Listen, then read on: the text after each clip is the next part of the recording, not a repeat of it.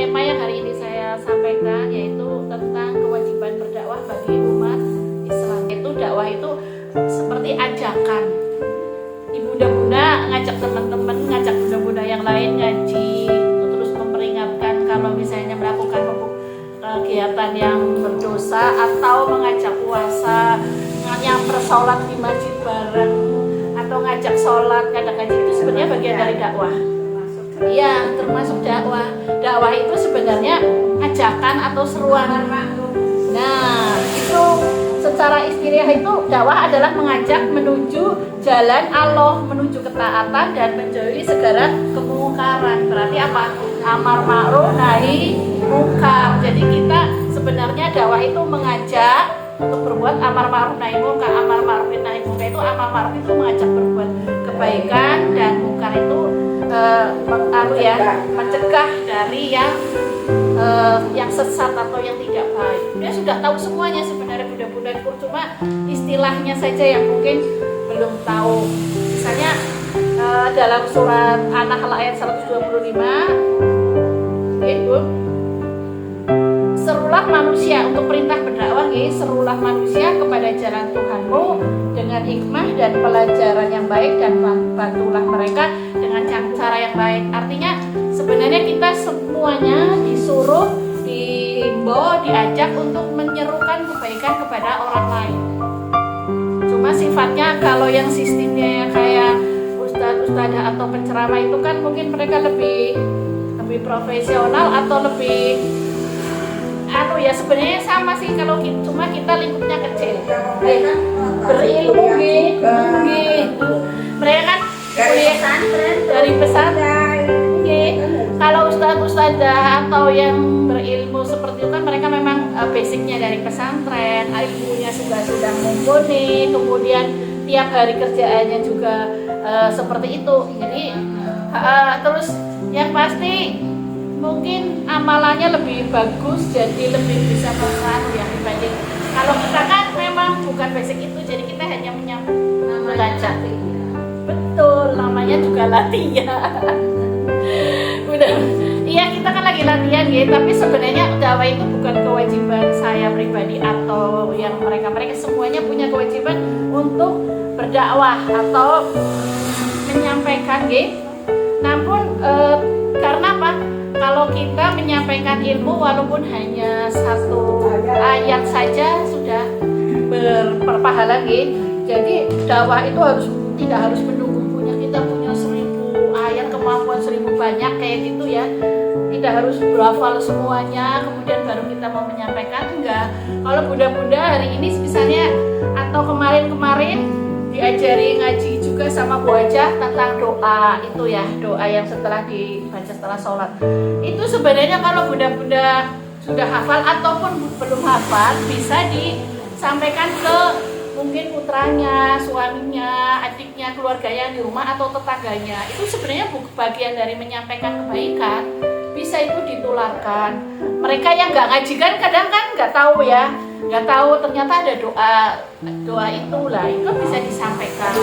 Atau mungkin budak-budak yang punya fotokopian bisa dikasihkan, atau yang punya HP kemudian di-share di grup bisa di-share juga. Itu sebenarnya bagian dari mengajak berbuat baik. Yang bagus lagi kalau karena kita Aisyah kegiatan sehari-hari kita ngaji, kalau semakin banyak mungkin mengajak bunda-bunda yang lain untuk ngaji juga di sini kayak gitu, atau ngaji di masjid. Sebenarnya bagus juga, cuma si ngaji baik, si ngaji dicek orang gelem ya. Dakwah harus disampaikan dengan lembut, dengan kasih sayang gitu nggih. Tidak boleh mencela. Kalau bunda-bunda kan biasanya lembut harusnya ya. Harusnya apa? Kalau bunda-bunda ngajak anaknya sholat, ngajak anaknya ngaji, lembut apa lembut? Lembutnya pakai gregetan ya. Secara pribadi, kalau Bunda Nur sih enggak, tapi dia malah lebih mungkin lebih tertantang lagi karena ngaseng dewek itu ternyata lebih berat. Banyak kan?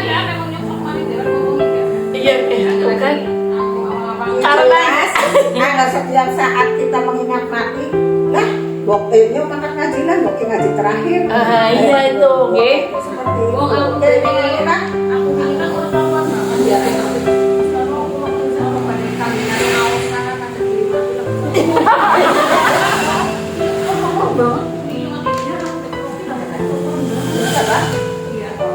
Orang panggil aku Bu. Bukan pijeti. Mungkin aku stres karena mau kedatangan Bunda-bunda semuanya mau ngaji di sini, akhirnya stres. Kalau seneng kan cuma Stres maksudnya mempersiapkan ya kayak. sehat kabeh, pada ganteng malah. Alhamdulillah ya kayak. Cuman aku mungkin akibat Inggris yang batu kesel. Oh iya. Kan mikir-mikir ini tidak pakai sepeda. Tapi alhamdulillah hari ini sehat dan senang ya Bun. Seneng banget. Alhamdulillah hari ini. Jadi memang ngaji itu bikin senang. Tidak yang tuan rumah ternyata walaupun repot-repot harus masak harus dan sebagainya ternyata senang. Jadi orang merasa repot. Ya. Repot kalau disuruh. Nah, itu intinya kalau ikhlas ya segala sesuatu perlu ikhlas. Nah itu karena nggak repot ya. Nah, itu karena kesadaran sendiri ikhlas jadi senang melayani bunda-bunda semuanya. Ya bukan melayani tapi ngartain menghormati ya karena akan ada tamu sehingga dia lain daripada yang lain mungkin menyuguhi tamunya itu juga sebuah kebaikan itu sedekah jariyah dan alhamdulillah hari ini ibu hadir banyak yang hadir jadi lebih senang lagi nggih. Nanti dibuka juga dalam surah Al-Imran ayat 104 dan hendaklah ayat tauna anil wa ila qaumul muflihun. Nah, Mbak Nur, Bunda Nur udah hafal tuh. Nah, dan hendaklah ada di antara kamu segolongan umat yang menyeru kepada kebajikan, menyuruh kepada yang ma'ruf dan mencegah dari yang mungkar. Mereka itulah orang-orang yang beruntung. Surat Al-Imran ayat 104. Oke. Bunda-bunda semua yang dirahmati Allah, orang yang berdakwah itu disebut sebagai orang yang beruntung. Jadi kalau kita ingin beruntung di dunia dan akhirat, jadilah bagian dari mereka yang menyuruh kepada kebaikan.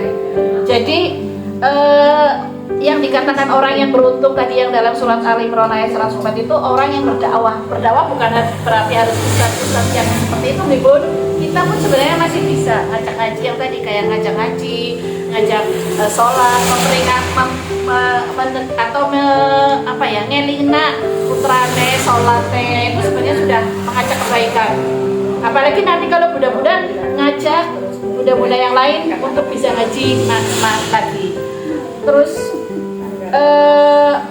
kita juga tidak harus punya ilmu banyak banget kemudian baru disampaikan. Dalam hadis Bukhari bahwa kita menyampaikan walaupun satu ayat itu sebenarnya sudah sebuah kebaikan. Dan tadi benar Bunda Nur, bagaimana kita mau menyampaikan ke orang lain, mau kita saja nggak ngaji, ya kita orang ngerti, ibaratnya gelas nora diisi, ya orang mungkin anak isine, nah gitu guys. Jadi kalau Bunda-bunda ingin menyampaikan ke orang lain, ya Bunda-bunda harus punya ilmu, caranya ngaji. Ngaji kan tidak harus di sini, tidak harus di masjid, bisa juga lewat yang Bunda-bunda sering di rumah pakai HP. Nah itu terus yang jelas berkumpul dengan orang-orang soleh gitu, berkumpul dengan kayak sini satu majelis ini sebenarnya sudah bagus, maksudnya jadi kita selalu diingatkan. Jadi kalau sering diingatkan, sering sadar. Kayak nih kok ketemu kancang ngaji kan jadi inget. Oh ya, gerak melakukan ke suatu keburukan akhirnya inget. Jom setiap Jumat kan ketemu orang bunda-bunda, Batina ngaji. Ada yang menyampaikan sebenarnya tujuan dari dakwah itu satu menegakkan kalimat Allah di muka bumi. Oke? Kalau nggak ada pendai, nggak ada yang mendakwahi, bunda-bunda nggak akan tahu bahwa Al-Quran yang diturunkan ke Nabi Muhammad bisa sampai hari ini karena ada yang menyampaikan, karena ada pendai. Oke? Itu tugas itu karena ada ada dai-dainya. Kalau ada yang menyampaikan istilahnya ayat-ayat dari Allah sampai ke Nabi Muhammad, sampai ke kita sampai hari ini yang sudah ratusan tahun, ratusan juta tahun apa ya, itu sampai ke kita itu karena ada pendaki. Iya. Yang kedua, menyelamatkan manusia dari kegelapan menuju cahaya dengan dakwah itu, karena kita pendakwah itu selalu mengingatkan kita untuk itu ya, beriman kepada Allah, secara otomatis menjadikan manusia itu yang mendengarkan itu selamat. Karena memang kita kan pinginnya selamatnya kan orang-orang dunia tok di bunda, selamatnya dunia akhirat. Ya kalau ingin selamat dunia akhirat ya mengikuti perintahnya. Bagaimana kita tahu perintahnya kalau kita tidak ngaji? Karena perintahnya itu kita tahu sampai ke orang kalau tidak ada yang menyampaikan. Kemudian yang selanjutnya menjadi amal jariah yang pahalanya tidak terputus. Ketika kita menyampaikan kebaikan ke orang itu, selama orang itu menjalankan, itu pahalanya tidak akan pernah putus, sampai kapanpun, sampai dia meninggal.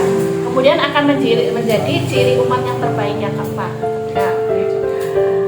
Tadi dalam surat Ali Imran tadi sudah nih, kamu adalah umat terbaik dilahirkan manusia menyuruh kepada ma'ruf. Kamu adalah umat yang terbaik yang dilahirkan untuk manusia, menyuruh kepada yang ma'ruf dan mencegah kepada yang mungkar. Itu nggih. Terus kemudian siapakah yang wajib berdakwah? Tadi disebutkan semua orang